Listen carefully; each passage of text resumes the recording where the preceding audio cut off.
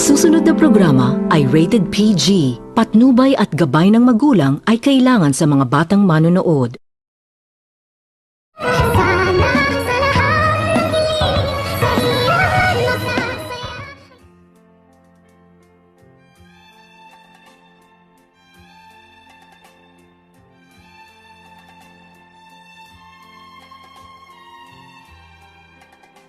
Pagkatapos nitong ipinakita ni Dr. Tanyag ang sapatos na nakuha ng kanyang ate doon sa room ng kanyang anak na itong si Zoe, at nang makita nito ni Zoe ang sapatos ay naging kampante naman din itong si Zoe dahil hindi naman din ito namalaya ni Zoe na ang ribbon pala ng kanyang sapatos ang nakuha sa mga pulis, kung kaya't agad naman din itong nagpapaalam si Zoe sa kanyang daddy na pupunta na umano ito sa Ipix Medical Hospital, kung kaya't hindi naman din ito pinigilan ni Dr. Tanyag ang kanyang anak at agad na itong nagtungo itong si Zoe sa Ipix Medical Hospital. At nang makaalis na itong si Zoe ay agad naman din itong binalikan ni Dr. Tanyag ang kanyang ate na wala naman umanong kakaibang reaksyon ang kanyang anak kung bakit siya umano ang pinagbibintangan ni Giselle. At dito agad naman din itong sinabihan ni Giselle ang kanyang kapatid kung ano pa ba umano ang gusto nito ni Dr. Tanyag, kung bakit hindi pa umano ito naniniwala na kitang-kita naman umano nito ni Dr. Tanyag ang ebidensya na pagmamay-ari nga umano nito ni Zoe ang sapatos na kulang ng ribbon,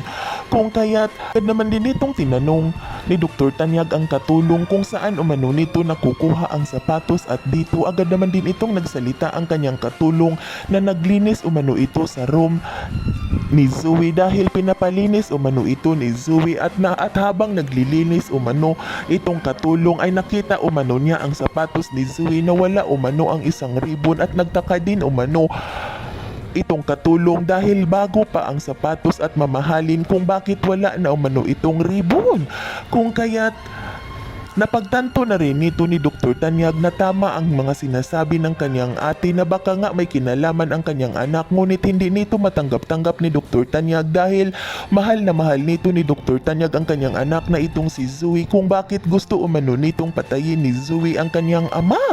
At dito agad naman din nitong sinabihan ni Giselle ang kanyang kapatid na kailangan umano nilang puntahan itong si Zoe sa Ipix Medical Hospital at magdala na umano ito ng mga pulis. At dito agad naman din nitong sinabihan ni Dr. Tanyag ang kanyang ate na kakausapin pa umano nito ni Dr. Tanyag ang kanyang anak na itong si Zoe at wag muna umano itong magdala ng mga pulis, baka masasaktan umano itong si Zoe, kung kaya't agad naman din itong sumang-ayon itong si Giselle. At dito agad na itong nagpunta itong si Dr. Tanyag sa Ipix Medical Hospital at dala-dala nito ni Dr. Tanyag ang sapatos ni Zoe. At nang makarating na itong si Dr. Tanyag ay agad naman din itong hinanap ni Dr. Tanyag itong si Zoe, at nang makita na nito ni Dr. Tanyag ay agad nitong nilapitan ni Dr. Tanyag. Di nito napigilan ni Dr. Tanyag ang kanyang sarili at sinabihan nito ni Dr. Tanyag ang kanyang anak na dapat umano nito ni Zoe makulong dahil wala umano itong mamamatay tao na anak itong si Dr. Tanyag,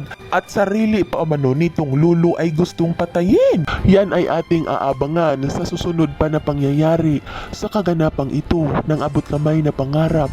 Huwag mong kalimutang isubscribe at i-hit ang notification bell ng aking channel.